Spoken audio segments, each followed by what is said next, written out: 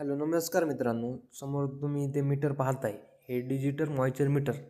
म्हणजे हे मीटर हे सोयाबीनमधला ओलावा चेक करता येतो या मीटरनं.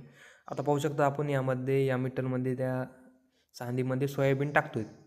सोयाबीन टाकल्यानंतर आपल्याला याचा सोयाबीनमधील ओलावा म्हणजेच मॉइश्चर किती प्रमाणात किती टक्क्यामध्ये आहे ते दाखवणार आहे. पहा आता आपण सोयाबीन टाकून घेतोय पूर्ण भरून घ्यायचे ते पूर्ण बॉक्स. तेव्हा तुम्हाला व्यवस्थित मॉइश्चर म्हणजे कळणार आहे सोयाबीनमधलं किती.